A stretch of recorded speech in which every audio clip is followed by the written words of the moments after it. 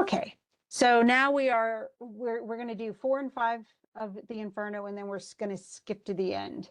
And I don't like doing that. I actually really this is definitely someday in the worth reading for a lot of people. It's still, I mean, even if you're not Catholic or not particularly religious, it's really interesting. And it's amazing to me every time I read it. I get amazed at how sympathetic Dante is towards other people. Even, but of course he's a sinner too. He's, he kind of goes through.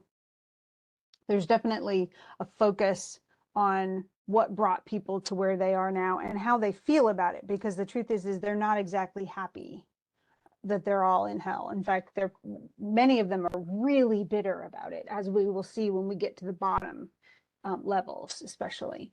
So these are the we already started kind of talking about some of the people who were in limbo, including Virgil himself, because he's a Roman poet, but he predated Christianity. And so these are pretty much anybody prior to 180, so anybody who came before the Christian calendar, unless, and the exceptions are people who were for the most part in the Old Testament, so like Noah and Moses and Joseph, and a lot of the those people they would have been picked up by Jesus when he went down to hell after he died and then was resurrected, and so he pulled them all up, and so they're not there. But we're going to get a list of people who are. That's kind of the what this particular canto is about. So, and he describes kind of where they are, like, so it was dark there, and it was misty, and you couldn't really see. So it's a lot like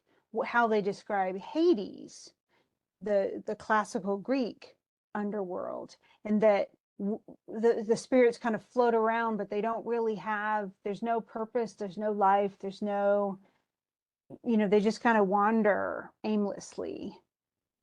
And he says, he goes into this blind world, let us now descend. This is Virgil. And he was death-like pale at this point. So this is where he lives, though. This is where he's going to spend eternity. He says, I will be first, and thou shalt second be.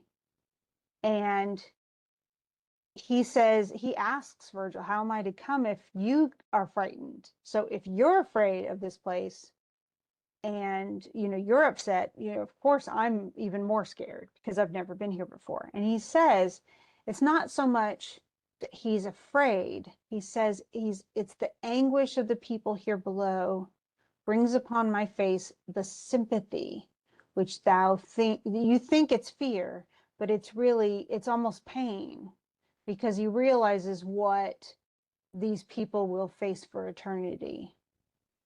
And again, a lot of readers are very sympathetic to this section, because these are people who were not Christian, not out of any fault.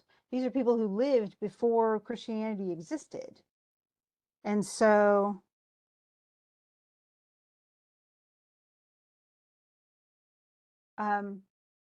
just a second, I just got a text. Hold on for just a second. I'm gonna see if I don't think I can pause it. But there's something I need to say real quick. Okay.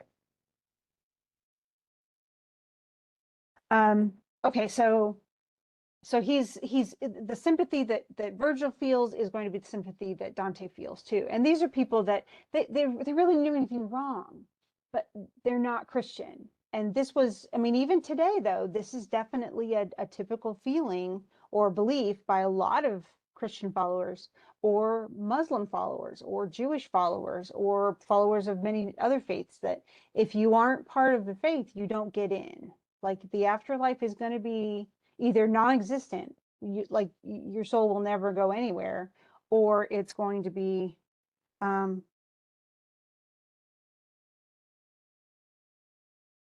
it's going to be something that you that you know you can't help, and yet you just don't belong in the club, I guess. Does that make sense?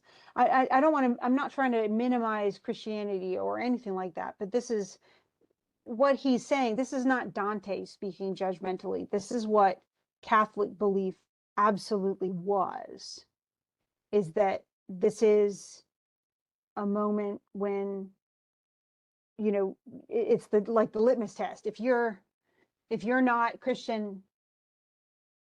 Okay, so now the levels did not exist. Dante absolutely invented all of these levels, and he intentionally put 9 levels because 9 is the perfect number. So it's the Trinity times 3.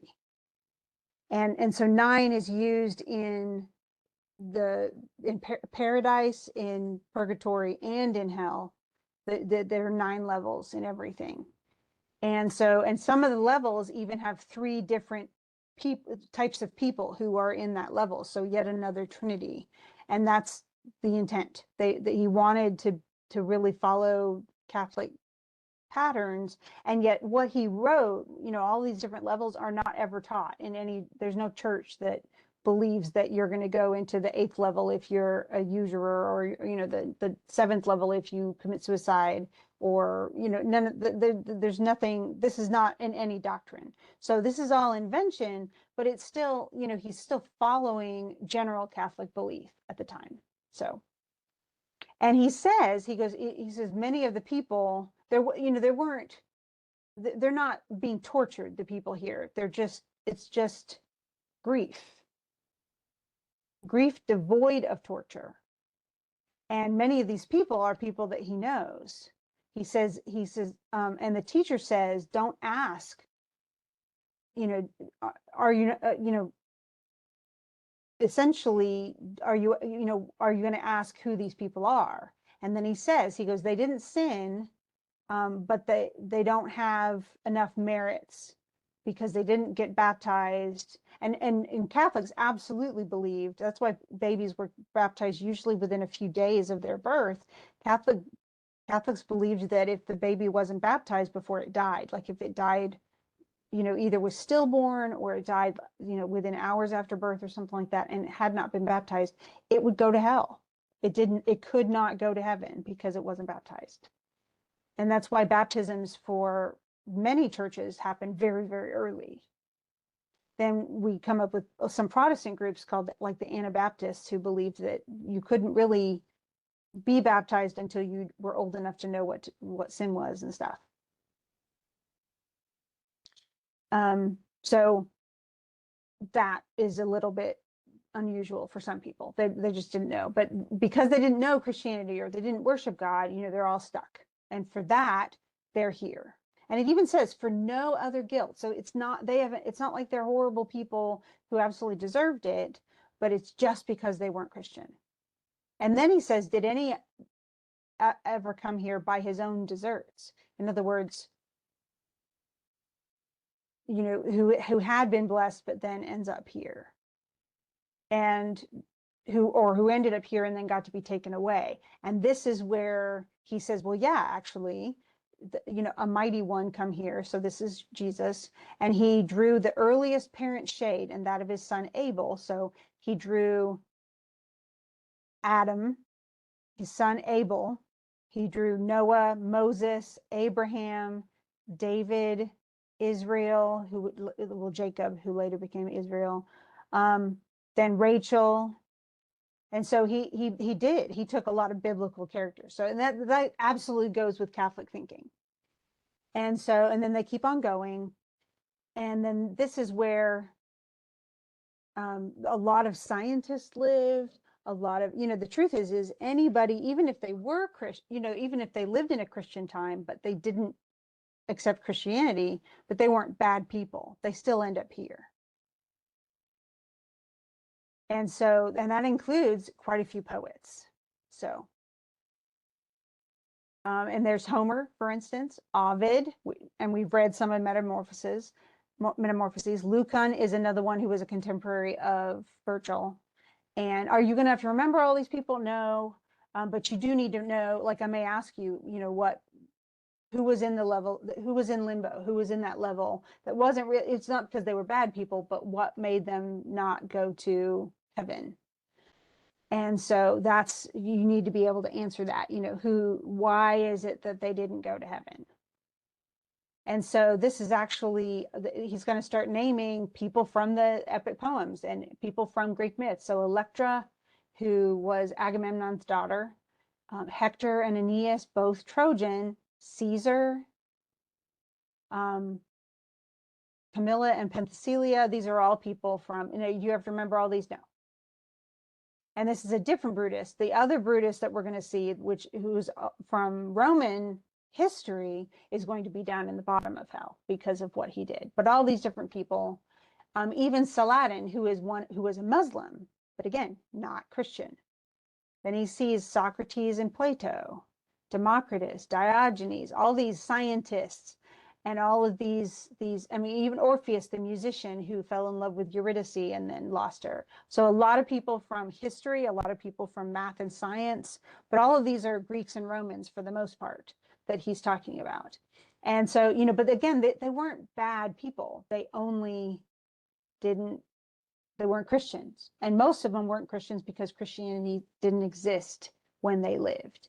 So, you could, I mean, are they living in torture? No, but they're still stuck. And it's still kind of sad that they can't ever go anywhere else. And the only people who had been landed in this place, are the people who were Jewish, the Hebrew, forefathers kind of thing, part of the Judeo-Christian tradition. So if you were in the Old Testament and you were a good guy there, you were more likely to have gone up to heaven. Okay, so then we have King Minos, that's the Minotaur. So his wife felt, I don't know, lusted after a bull or something, but they had this weird monster, the Minotaur, who was half bull and half man. And so he's there, but he's a judge, and by a lot of standards, he's a judge because he was a king who supposedly had he was a sane guy who had really good judgment. But he's there, and then he's also, in some ways, he is one of many judges who determine where are people going. So their souls come in and they dictate, okay, you're going to go to this level, you're going to go to that level. And it really depends on what you did, where you go. And that absolutely dictates what your torture is, at least for Dante. Now, that's not what what we imagine usually as hell with Satan. He has a pitchfork, everything's all fiery and there's lava flowing everywhere and everything's on fire and it's just really hot. And so it's funny that we have that imagination because we get a little bit of that essence here in the lustful, because it's all this kind of warm winds that are like this infernal hurricane which never stops. And for a lot of them, it's warm, and and they're shrieking, and the wind actually gives them pain. And some of them are cursing, some of them are blaspheming God. Of course, remember they're in the Inferno; they're never going to get out. So, but these are people who essentially committed carnal sins out of lust, and most of them did so, and they ended up here because they never were able to. Some of them were caught, they were in the middle of having an affair, and then the husband caught them and killed them both before they could repent and be cleansed of their sin. So they were essentially killed in the midst of sin, and so that's why they ended up here. And so he says, and he even says, he goes, so he asked Virgil, who are the people that are being blown about in the wind? And he says, and so he names some people, and Semiramis is one of those, and she's actually an ancient figure, and Ninus was her son. But then he starts naming Cleopatra, Helen of Troy. The whole reason the Trojan War began, remember, she was taken by Paris, but she was with Paris for 10 years before Troy was sacked. And then she lived with her husband again, but she still did, she was still lustful. Then Paris and Tristan, those are both Trojans, and yet they were involved in affairs and stuff like that. Paris was in on the Trojan side. Tristan is actually a knight who was in the Arthurian tradition, and he had an affair with Isolde, who was married to someone else. And so it's essentially all the people, you think about all the different stories that we've read where, not just in this class, but over in the past, all these people in movies, these historical figures, and they're all ending up here because of affairs of the heart. And then there's Dido. But Aeneas is there. Aeneas and Dido had an affair before Aeneas went off to Rome. And Dido actually killed herself. She shouldn't be here. She should be in level 7. But essentially, they're always going through there and describing that. And so it includes, them talking about, why are they there, and that's why they're in the upper level, because, of all the things to make you do sin, love is like one of the most forgivable things, is I guess how it's been deemed, at least by Dante. That's why he puts it way up high. But then he even says, he says, love to a death in common led us on. So all these people loved each other until they got caught and were killed by it. But then he gives a suggestion, and this is one we're gonna see for real when we skip to the end, because it says, Cain's ice awaiteth him who quenched our life. That means the person who killed us, this couple that he's talking to, because he was a murderer, and because of who he killed and why he did it, he's in the bottom level of hell, stuck in the ice with Lucifer. The group is even called the Cana. Those are people like Cain slew Abel. So it's the people who slew their family members, or their masters, or people in authority, or their betters. And so this guy who murdered this couple, even though they're still in hell because they're in the top level, he's in the bottom level because he was a murderer. So these people didn't kill anybody. Oh, shoot.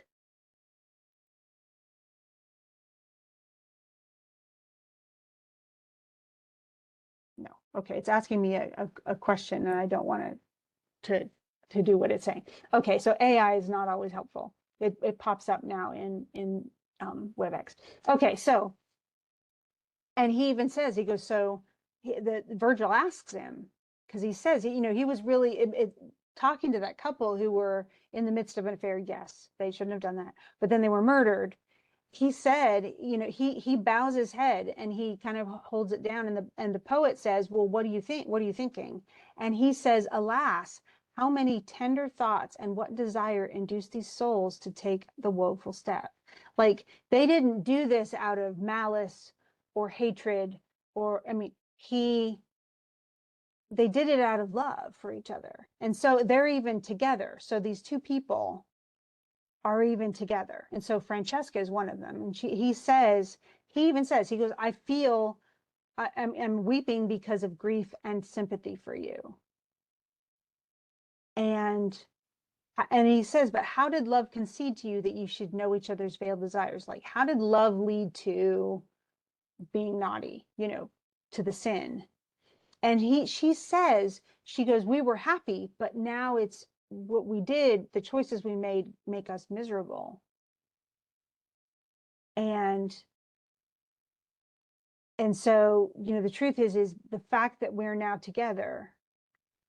And she even says, she goes, we were just, we were in love with each other, but we hadn't done anything. But then we read it's the stories of Arthur, King Arthur. We were reading of Lancelot. Remember, Lancelot was in love with Guinevere, Arthur's queen. And so they had an affair. And so, and love overpowered him. Alone we were, and free from all misgiving. But because of that, because of reading, we were actually tempted. And so we read of how the longed for smile was kissed by such a lover, and they kind of got into the mood of it, I guess. And he kissed me on the mouth, and that was, no. Okay, no, they did. The Bibles at this time, at the time of Dante, the Bibles would have all been in Latin. It was illegal. It was against church law to translate them into the vernacular, into like Italian or German or English or French or something. No one could read them except for priests, because no one knew Latin. Most of the mass was sung in Latin, and most people didn't understand any of. It's like if you were to go to church today and the church was entirely in a language you don't know, or you only know a few words from. That's what church service was like. And so, but he was reading Arthurian, so they were reading essentially romance, medieval romance. And they read the story of King Arthur, and they just, it kind of put them in the mood enough so they were all swept away. And he's so sympathetic, and he's so, he's so sad for them that out of sympathy, he swoons away again and falls a body that is dead. He actually swoons a lot. He swoons some in purgatory too, but I don't know why. I mean, today we'd be like, swooning, why are you guys swooning? But that was actually pretty typical for romances like this. So but they actually, most people did not have access to a Bible, and they certainly couldn't read it for themselves. So I need to make sure that's not where we need to be. I think it's 32. Yeah, 32. So let's keep going. I actually bought this book in Italian. When I went to Rome, I found because I have some Italian. Most of my education, most of what I've studied is French and Spanish, but Italian's very similar to Spanish. It's pronounced a lot differently. Okay, there's 31, so we'll go to 32. But I wanted to hear how it sounded in Italian because I've only read the translation, so I haven't had time to fiddle with it though since I bought the volume, but I still have it. It's huge though because it's a student's copy, so it's for like people who are really studying it in grad school, and so it's going to take me a while to get through it, I think. Okay, so now we get to the bottom, and these are essentially you can call them the Cana are the ones who who killed their parents and their brothers and sisters and relatives, because you're not supposed to patricide is bad, matricide is bad, you don't kill your fratricide. What is that? Yeah, fratricide if you're killing your siblings. So all of that's bad. But the other group, and this is the group that's even more part of this level, is the people who essentially they call them the treacherous. They're the treasonous, the people who tried to overthrow kings or did murdered kings or murdered leaders, and that includes Julius Caesar. He's in here. Well, not Julius Caesar, but the two people who conspired to murder him because he was assassinated. And then that includes Judas Iscariot. So the person who betrayed Jesus. Now, he didn't murder him, but he essentially brought the Roman guards to him, and for silver, he gave him over to the authorities, and then they had him crucified. But Judas is immortalized here because he still betrayed essentially his superior, the person that he should have been serving. The other thing that's in here, and this is Lucifer. Lucifer is a fallen angel, at least traditionally, and so he was originally a very good one of the top angels in heaven, but he decided he was above God. He didn't want to serve God anymore, and so he tried to overthrow him, and then he was thrown into hell, and he's kind of the source of the way it's actually just created. You could even say that his fall created hell. He fell down, and then feet first he ends up chunked into the ice, but he creates this pit. His huge body created this pit that all these other souls live in now. And the truth is even though this is not flames and winds and fire everywhere and brimstone or something like that, it's super cold down here, and yet it seems like utter torture anyway. I don't think I'd want either. I wouldn't want to live in a super hot place, and I wouldn't want to live frozen in the ice either, but they both seem pretty horrible, and this is where people are far more tortured than they are in those higher levels of hell that we read about at the beginning. So, and each one, remember, each level has different, depending on what you did, there are different outcomes. So in this case, though, they're going down into the very bottom, and it's narrowing as it goes. So fewer and fewer people are in the levels as they go further and further down, because these are the people who are truly awful. Okay, they're the bad, the super bad. And most of us, even if we are sinners, we're not murderers. And we certainly aren't murderers of either kin or of our masters. And that's kind of where we're not treasonous murderers. We're like all of the people who are, the people who even kill themselves, but to destroy something else, like the bombers, who actually take their plane and kill a bunch of people. All of these kinds of people would be down in this area. And certainly anybody who was treasonous, who did something to try to kill a king or a leader, those people would all be down here. And so they come down into, essentially he's walking, and he says, he hears somebody say, "Look where you walk, and see that with your feet you don't trample the heads of us two wretched, weary brothers." And so he's walking along, and there are people, he thinks it's just ice. Okay, this big layer of cold, if they're in the cold or never, but they're but then he hears somebody say that, and he turns around, and beneath his feet there's a lake, frozen solid, and it looks like it's made of glass. So you can kind of see who's in it. Okay, so you can see the bodies embedded in the ice all around him. And we know, I mean, from where he says there's nothing, there's no cracks, it is so frozen solid, so it is super cold. And he talks about, he compares it to like a frog stuck in he's in the water, and then it becomes cold really fast, then he gets stuck. Well, each, the essentially the frogs embedded in the ice. Well, these people are embedded in the ice. And so he even says, he goes, so one, they both have their face kind of turned downward, and from his mouth, the cold, and from his eyes, his saddened heart provides itself a witness in their midst. So they're all kind of frozen in the ice, but they're not frozen enough. I mean, they can still speak. And he sees the two heads. You remember that one person said, "Me and my brother," essentially us two, these two brothers down here. And he sees two heads so close together that their hair was mixed. So they're really, they're almost hugging each other. And they're crying. So when their faces have been raised towards me, their eyes, moist only inwardly before, gushed upward through the lid. So they're the cold tears but the tears that are coming out of their eyes are freezing on their eyelids and freezing their eyes shut. So talk about miserable. And I don't know, have you ever been in a really cold climate, Iverson? Because not everybody has, especially people down here in South Georgia.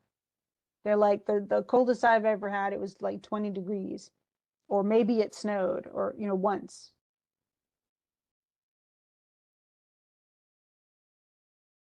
So you haven't? I live near Chicago, and it can get to be 20 below zero, so way below freezing. We're 52 degrees below freezing, and the wind chill at that time could be literally like 55 below. So it gets really, really cold. But this is like even worse than that. I mean, if you're out in the cold when it's like that, I mean, they would tell us don't go outside for more than a minute because you can get frostbite. But this is like frostbite times 10. So you have all of the moisture from your nose, and if you're crying, all of the tears, instant freeze because it's so cold. And so these two, they're stuck together, and yet they're both crying. But then so great the anger mastering them, like two he goats, they butted one another. And so they're both angry. and and so one of them because of the cold. It even says, because, so he's had frostbite, has lost both of his ears. So it literally, his ears have frozen off since he's been down there. And he even, they say, you know, if thou wouldst know who those two near thee are, this is another person, who's not the two brothers. If you want to know why they're there, essentially they came, they're you know, the brothers, they issued from one body, they came from the same mom. But you'll never find, and it says you can search all through all Cana. Those are people who are like Cain, who killed their relatives, but you'll never find a shade more worthy to be fixed in ice. Um, and it says, not he whose breast and shadow broken were by the same blow at Arthur's hand. That's Mordred, Arthur's son, who they killed each other on the battlefield. And so he's saying, you know, there's no one who deserves it more than these two people. And so he talks about the fact that, you know, he's down here too, and yet they did things that to him. And so he's, you know, it's funny too, because when we get to another place, somebody's actually eating another person's head, like they're gnawing on it. And it's because the person that's also down there destroyed both him and his sons and tortured them and then murdered them. And so essentially, all of this is, you know, they get to say their little stories, about how they killed or how they were killed or something like that. Um, but the truth is they're all stuck, you know, so no matter what they did it for, they're still stuck. And then he tries to actually find something about this person. Um, and he says, and the person just is rude. So he asks, what sort of man are you that scoldest people so? And he goes, now who are you that walk through here smiting cheeks, so kicking people's heads essentially so roughly that it would be too much were you alive? In other words, you know, why are you even here kicking people around and walking around like you own the place and you're not even dead? And he goes, well, I'm not dead, I am alive, and it may profit you for me to place your name. If you know, if you want fame, tell me who you are and I'll write it down in my poem. I'll immortalize you. And he goes, no. He goes, I crave the contrary. I don't want you to know my name. And it suggests that he absolutely regrets what he did. And so Dante, all the sympathy that he had in the upper areas, he has no more sympathy. And so he is instead, he actually seizes him by the neck and says, if it needs must be that you have to tell me your name, or I'm going to pull all your hair out off your head. And he goes, I don't care. He says, you can pull out my hair, but I'm not going to tell you who I am. You can kick me, hit me, whatever. And he says, I had his hair wrapped around my hand already, and more than one shock I had plucked from him. So he is ripping the guy's hair out. And then, and he's wailing about it. He's barking, and somebody else says, what ails you, Baka? And that's it, and names him. And he says, is making noise with jawbones not enough that you're going to bark? And of course he's barking, he's making noise because Dante's tearing his hair out. Now, who is Baka? Baka is a contemporary of Dante's. And so that contemporary was a definitely an enemy. And so Dante, remember, he already put, I told you in the last episode, even though we didn't read that part, he put the Pope, the current Pope of Rome, in the eighth level of hell. Well, he's putting one of his mortal enemies in the bottom level of hell. And this is one of those things where you're like, okay, well, he's a writer, so why wouldn't he take people he hates and put them in parts of hell that he hates? It's funny though, because there's actually a place in the seventh level where it includes people who are homosexual, and he sees one of them and recognizes him as one of his teachers. And the teacher was homosexual in real life, And yet he says, and he had already passed away before this book was written, but he admired the guy and he really thought he was a great teacher. And so he expresses sympathy. And so that's even as late as the 7th level. He's still having, feeling bad about some of the people who end up in hell. This is over. He is no longer, he doesn't feel bad. And really it was over in level 8. The usurers and not the usurers, the people who were selling indulgences and stuff like that, the corrupt people in the church. And so now we're to the point he has no sympathy for any of these people. And so, and he doesn't go through a bunch about who Baca was, but he absolutely deserved. And then he shows that the two people, the one man's head served as the other's capped, and because of hunger, bread, and so one of them is eating the other one's brain, where it will, or at his neck, where his neck and his head meet or something. He's chewing on him. And so it's just, if anything, he says, okay, wait a second. Why in the world, if you hate this guy so much, tell me why. And so the second, the half of in 33, this is what this person kind of relates. And it's the person that he's gnawing on is the person who not only tortured and killed him, but then tortured and killed his children too. And so he names him. This man here, Ruggieri, was an archbishop. So this guy is a man of the church. He was an official in the church, very high up. The only one higher than the archbishop was the Pope. And I'll tell you why I've been put where I am. So trusting him, I was seized and afterwards was put to death. Of course, I don't have to even tell you that, but my death was so cruel. So they put him up in a tower and wouldn't feed him. And he had these horrible dreams, and essentially that's when he realizes that they've also brought in other people. So just before morning I awoke, I heard my children who were with me there sob in their sleep and ask me for their bread, because it wasn't just him that was up there trapped in the tower and not being fed. His sons were there too.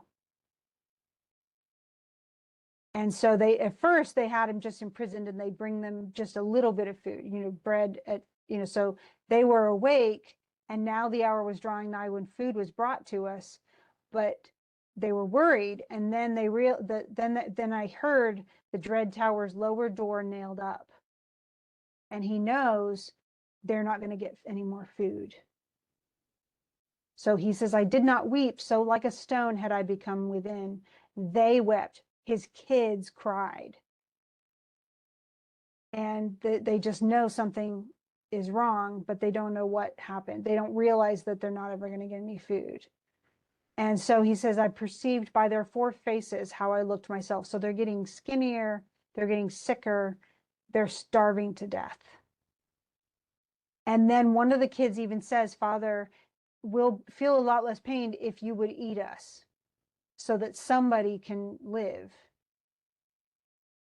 And he says, thereat, to sadden them no more, I calmed myself. And through that day and the next, we all kept mute. And you wished he had died then.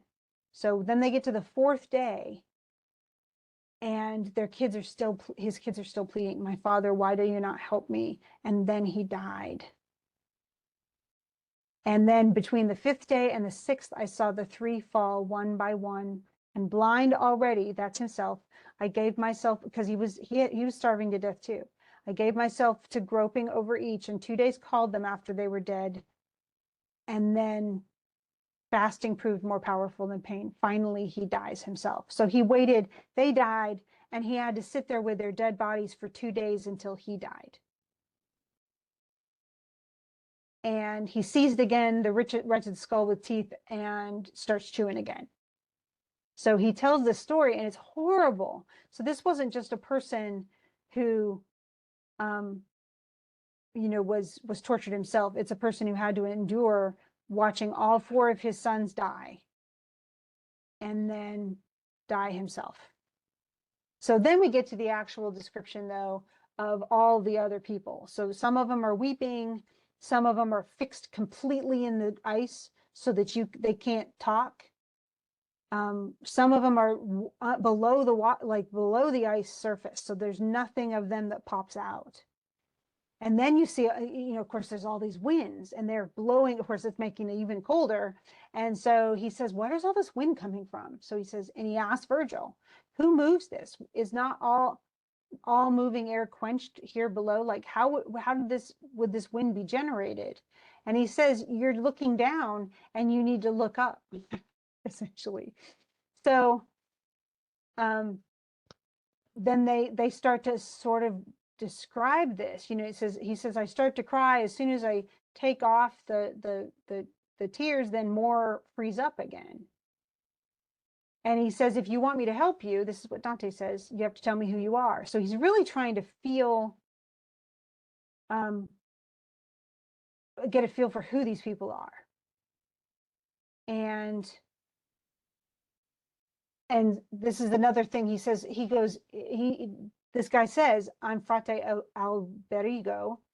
And he goes, wait, he goes, are you already dead? Because he thought this guy was still alive. And he goes, I have no knowledge how in the world above my body fares. But some of us, if we're bad enough, our souls immediately come here before we're dead. And that's exactly what happened to the Pope in the 8th level. He was bad enough that his soul's already down there burning with his feet on fire because he was that bad. So he's already being tortured, even though his body isn't dead yet. And instead, what replaces their soul, they put a demon in their stead. So they become they stay just as evil, but they're that evil that their soul actually can't continue being alive in a body. And that's kind of where they're going. And so there we go. As far as, so all of these people, some of them aren't even dead yet, and yet they're all embedded in the ice. And then we get to the big factor. And that's where Virgil even says, he goes, the banners of the king of hell advance toward us. So now we're getting closer to the center of this area, and you should be able to, through the wind and the fog and everything, you should be able to see what's causing the wind, and that is Lucifer. So and so he's essentially, he's a little fearful once he sees what he sees. And even from the wind, he kind of like is hiding behind him to let it break make it so the wind's not as severe. And he says it's with fear that I put this into verse. Because, and then he describes, he goes, some people, of course, this glass, this ice looked like glass, but some are lying in the ice, some are standing up. One is on his head, so he's upside down with his feet sticking out of the ice and everything. And then you can see, and it says, it pleased my teacher to reveal to me the creature who once seemed so beautiful. He stepped from where he was in front of me, stopped and said, look. And then he said, oh my gosh. He thought he thought he was gonna die. How frozen and how weak I then became. I thought I was gonna die, but I did not die. But I didn't feel any more alive. Like it like messed up everything. And this is Lucifer. So the emperor of the realm of woe stood out of the ice midway up his breast. So like halfway up his chest is sticking up out of the ice from that point on. So his arms are out of the ice, and he has wings. And the wings are flapping back and forth. So he was once beautiful and now he's hideous. And so he's been transformed into this thing, but he's stuck in the ice too. So he can't walk around, he can't move around. He's not holding a pitchfork and jabbing at people or anything. He's suffering too. So, and his head now has 3 faces. Each one has eyes, nose, and a mouth. And each mouth is chewing on something. And so, and the one in front of us was red, and the other 2 are yellow, I think yellow and white. And so, but then behind him, 2 mighty wings, his wings, Lucifer's wings, are flapping. And Lucifer is gigantic. So he's not like all the little souls around him are tiny. Dante is tiny. Virgil is tiny compared to Lucifer, but Lucifer's hideous and he's stuck in the middle. And these wings are flapping, and that's what's causing all of the wind. They're like a bat's wings. And then in his six eyes are all weeping, and his chins are all like getting blood dripping from them. In each mouth, as a heckle would have done, a sinner he was crushing with his teeth. And those three sinners, the one in the center is Judas Iscariot, the one who betrayed Jesus. And then the other two are Brutus and Cassius, who both worked against Julius Caesar and they were two of the 8 senators, I guess, who stabbed him to death in the Senate in the Ides of March in like 35 BC or whatever. And so what's funny is then he says, okay, so now we need to go. It's time to, he says, but night is coming up again, and now it's time to leave. And so they're actually going to go further down. They're going to go through the ice, but they're going to climb down Lucifer. When the wings were open wide enough, he firmly grasped the shaggy flanks, and then from tuft to tuft, he afterward descended between the matted hair and frozen crust. So they're actually climbing down the body of Lucifer, and he's got like the hoofed feet. So he's truly transformed into a beast type of thing. And then he looks, and he thought we were going further down, but once they get down to the bottom, they're actually flipped over. And so essentially they're standing on the ice again, but it's the underside of the ice, and now gravity is totally different, and Lucifer's legs are sticking way up in the air.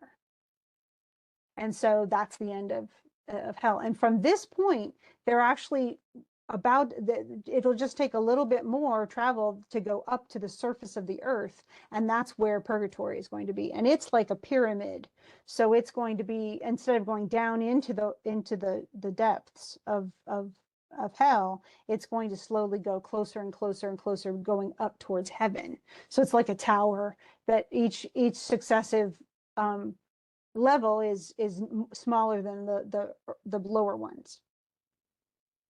And so he says, Virgil tells him, stand up upon thy feet. The way is long and the difficult the road. But again, he's going, they got to climb all the way up. And eventually, I mean, this is the end. And he says,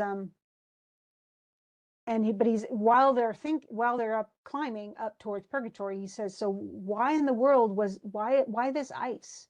And how is this one fixed upside down? And how can I turn around? You said the sun was going down when we were at the bottom of hell, but now you said the sun's like morning, so it's back up again. And he goes, no. He says, everything's turned around. He says, we can, God can fiddle with all this stuff, but it's kind of supernatural. And I think it added to the interest and, why people liked this. And so it's saying, remember, this is on the other side of the planet. So when it's sunny up here, it's dark down there, which truly is the way that the planet works. The planet, when it's daylight on one side, it's nighttime on the other side, And so what really happened is that he says Satan fell head first. And so squick, he ended up in the ice. And so his legs are sticking out. And but then that's where all of the Inferno went.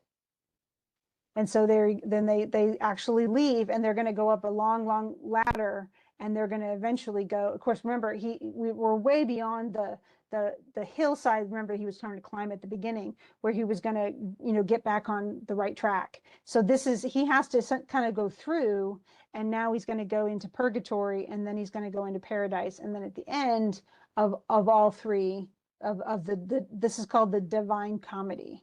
That's what the three. And it's not really funny. But and he didn't call it Divine Comedy. He just called it Commedia, just comedy. But then everybody labeled it that because it was Christian. And so it's just a comedy, and it's only a comedy for one reason. It's not because it's funny, it's because it ends happily. Dante gets to go back home and live his life, and he's a changed man, and he's going to do much better, and he's going to stay on the right path, blah blah blah, so in that essence, any story with a happy ending is a comedy, any story with a sad ending is a tragedy, even if there are funny parts. And so that's kind of why they called it the comedy. But any questions, Iverson? Did that make sense, what I was describing with Lucifer and the ice, the levels of ice and stuff like that? Okay. Any questions? Because I think that's all we need to talk about. I'll cover the other two stories that we, for next week. I'll cover them in separate recordings. Okay, cool. Well, thank you for coming, Iverson, and I will see you. I may not see you later, but holler if you need me, okay? Just make sure if you get stuck with anything that you let me know so I can help.